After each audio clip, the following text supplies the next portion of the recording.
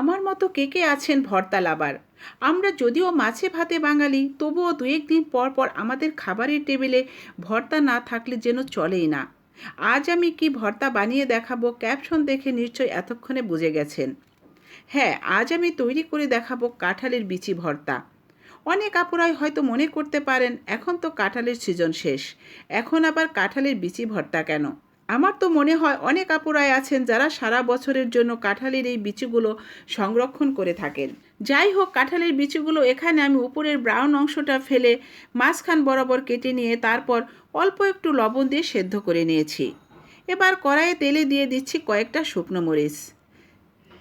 মরিচগুলো এবার তেলের উপর ভেজে নেব। মরিচগুলো ভাজা হয়ে গেলে এটা তেল থেকে উঠিয়ে নিয়ে ওই তেলে দিয়ে দেব আগে থেকে কেটে রাখা কিছুটা পেঁয়াজ ও কাঁচামরিচ। এবার পেঁয়াজ ও কাঁচামরিচও তেলে ভেজে নেব। পেঁয়াজ ভেজে ভর্তায় ব্যবহার করলে যেটা হয়, ভর্তা অনেকক্ষণ রেখে খাওয়া যায়। আর কাঁচা পেঁয়াজ দিয়ে ভর্তা করলে তো সাথে সাথেই খেয়ে ফেলতে হয়, এটা তো আমরা সবাই জানি। যাই হোক, পেঁয়াজ আমার ভাজা হয়ে গিয়েছে, এবার উঠিয়ে নেব। আজ আমি ভর্তাটা শিলপাটায় করে দেখাবো। এর জন্য পাটায় নিয়ে নিচ্ছি ভেজে রাখা শুকনো মরিচ। এবার একটু লবণ দিয়ে মরিচগুলো বেটে নেব। যে কোনো ভর্তায় শুকনো মরিচ ব্যবহার করলে ভর্তার স্বাদ যেন বেড়ে যায় বহুগুণে।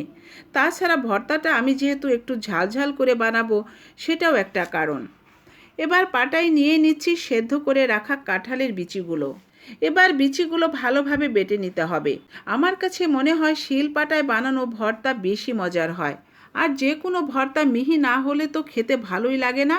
তাই এই কাঁঠালের বিচি ভর্তাটা করার জন্য বিচিগুলো খুব মিহি করে বেটে নিতে হবে। এখানে আমি বিচিগুলো দুইবার বেটে নিলাম। এবার এর ভিতর দিয়ে দেব ভেজে রাখা পেঁয়াজ ও কাঁচামরিচ। পেঁয়াজ ও কাঁচামরিচ এবার বেটে রাখা কাঁঠালের বিচির সাথে আবারও একটু হালকাভাবে বেটে নিতে হবে। সব কিছু দিয়ে বেটে নেওয়া হয়ে গিয়েছে।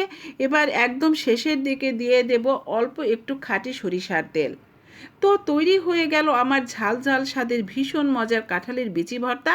যারা এখনও এইভাবে ভর্তাটা বানিয়ে খাননি, একবার হলেও এইভাবে কাঁঠালের বিচি ভর্তা করে খাবেন।